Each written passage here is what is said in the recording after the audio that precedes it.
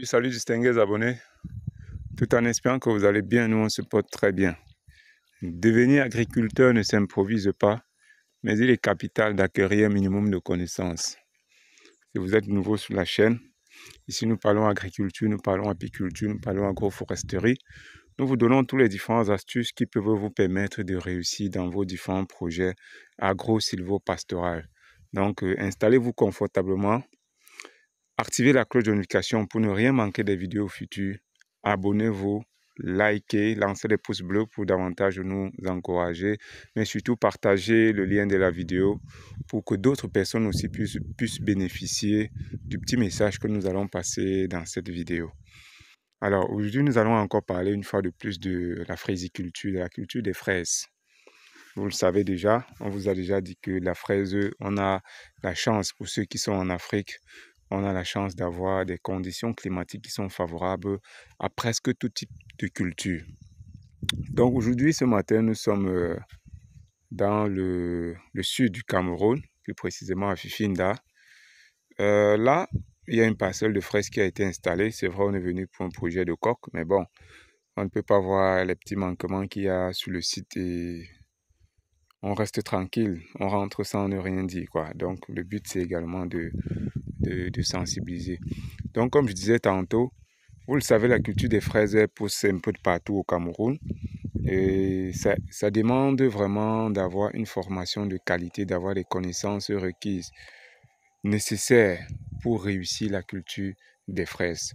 Donc comme vous pouvez le constater sur cette petite parcelle expérimentale qui a été installée par le promoteur sur le site, nous, on remarque un seul fait, c'est que la parcelle est très surchargée, on va dire quoi, le biome est vraiment à haute densité.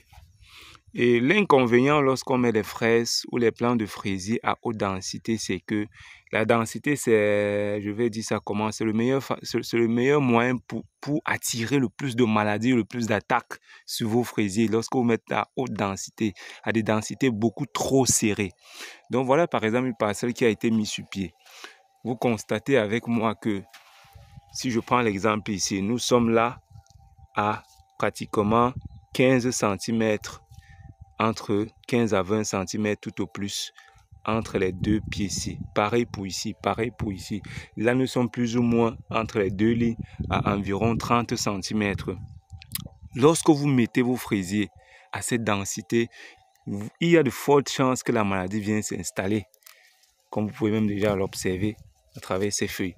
Donc, les plants n'ont que 3 semaines, 3 à 4 semaines, mais vous voyez déjà la petite cime que les plants ont formée. Imaginez-vous donc à 6 semaines, à 8 semaines, ça sera extrêmement touffu.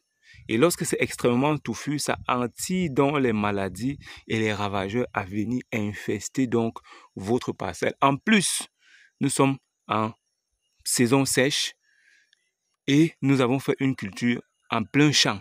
Vous voyez donc, lorsque le promoteur fait une culture à plein champ, comme c'est le cas ici, où la densité, la quantité d'eau qui arrive sur la parcelle n'est pas contrôlée, vous voyez donc que les ravageurs et les maladies vont beaucoup entrer dans votre parcelle et vous risquerez de ne rien récolter parce que j'observe déjà quelques maladies là quand je vois des feuilles là qui sont déjà de la sorte. Ça veut dire que c'est déjà, la parcelle est beaucoup trop touffue. Beaucoup trop touffu. Donc, ça, c'est déjà des biomes qu'il faudra réduire les densités. Regardez, on est là pratiquement à 10-15 cm entre deux fraisiers. La densité est trop élevée. Pareil, voilà 4 semaines. Imaginez-vous 6 semaines, ça sera comment? À 8 semaines, ou plutôt à 3 mois, lorsque les plants seront vraiment matures, il va falloir que la production des fruits commence. Vous voyez donc là, ça ne peut pas marcher.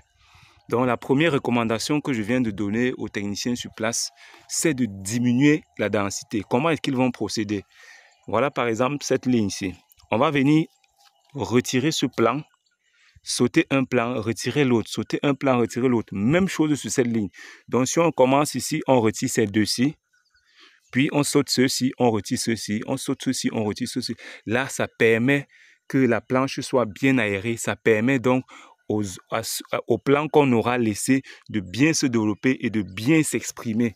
Ceci pour permettre donc une meilleure production et pour limiter donc les attaques des maladies et ravageurs. Donc c'est la même chose qu'il y a ici. Vous voyez, c'est pareil. Sur toutes les planches, ils ont commis la même erreur. Donc ils vont devoir diminuer carrément des lignes, des pieds de fraisier sur les 2 lignes.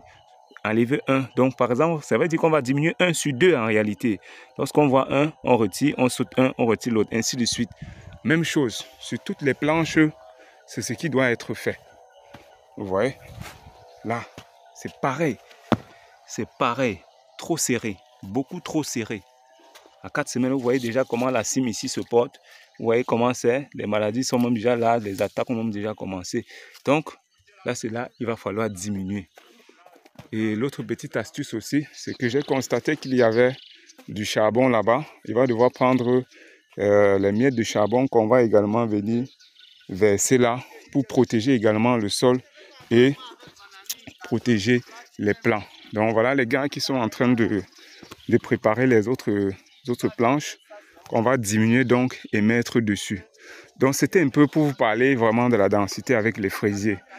Ne courez pas, vous voulez faire des hautes densités et vous perdez toute votre plantation, vraiment. Prenez des écartements conséquents. Le minimum sur une ligne, c'est de faire des écartements de 30 cm entre 2 plants sur la ligne.